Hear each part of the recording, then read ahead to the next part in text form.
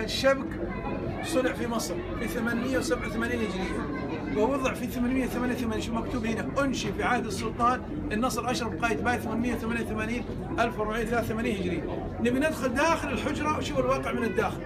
خلها تجي هنا يا ابوي، جيبها هنا من الأمام، خلها تجي هنا، جيبها هنا.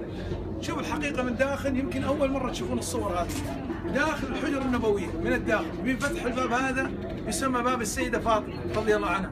نبي ندخل من الداخل شوف الحقيقة الآن، لأنه كثر الكذب والدجل بالإنترنت والجوالات صور بأنه هذا قبر الرسول عليه الصلاة والسلام، ودجال يطلع يقول لك هو خادم الحجرة. لا يوجد خادم الحجرة إلا الرئاسة، شؤون الحرمين. حنشاهد الآن الوضع من الداخل، شوف الحقيقة الآن. ينفتح الباب، شوف الآن فتح الباب، شوف الواقع وصور من الداخل. دخلنا مثلك مثل أي رئيس دولة إذا أراد الدخول من الداخل، وإحنا كموظفين ندخل عملية التنظيف من الداخل. الآن دخلنا، إيش تشاهد أمامك؟ بلاط رخامي قديم من عهد الملك فيصل رحمه الله، محراب يسمى محراب فاطمة رضي الله عنها، خلفه موجود صندوق أو سرير فاطمة رضي الله عنها. حنشاهد وما هو سر هذا السرير. نبي ندخل من هنا، نبي ندخل من هنا، حنتجه نشوف المواجهة الشريفة، الروضة خلف الشبك هذا. احنا متجهين من هنا، ثم ندخل مع الباب، ثم نيجي للمواجهة. شوفوا الآن، ها انفتح الباب، شايفين؟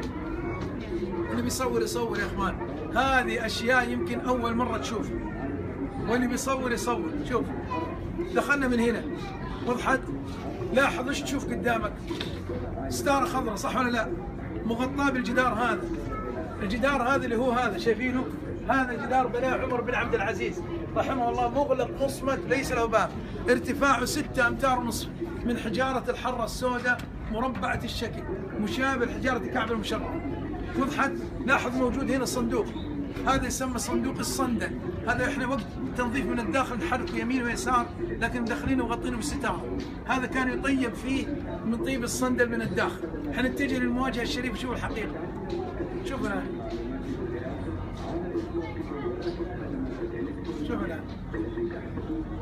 الستاره جددها الملك فهد عام 1406 هجريه الى وقتنا الحاضر، القديمه كانت من عهد الملك عبد العزيز 1370. شوف هذه المواجهه الشريفه، انت تسلم من الخارج وهم يسلمون من الداخل.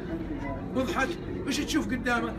لاحظ، شوف الستاره هنا، الدائره الاولى، الدائره الثانيه، الدائره الثالثه، صح؟ اللي يجي بالمواجهه ويناظر من الداخل يجد الدوائر ظنا منه انه هذا قبر الرسول عليه الصلاه والسلام، وهذا ابو بكر، هذا عمر رضي الله عنه. يقول لك انا شفت قبر الرسول.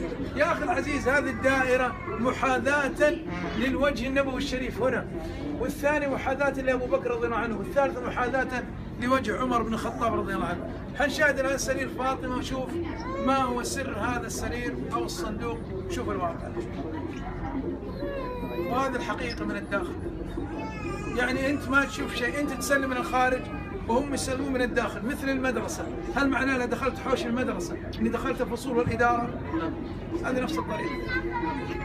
هذا شوف، هذا سرير فاطمة رضي الله عنه، وهذا كانت توضع فيه المجوهرات والهدايا التي تأتي من بعض السلاطين والحكام العثمانيين.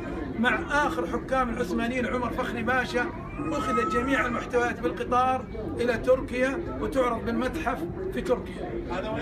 هذا خلف المحراب اللي شاهدناه. حنعيدها الآن من جديد، نعيده من جديد، اللي ما شاف يشوف.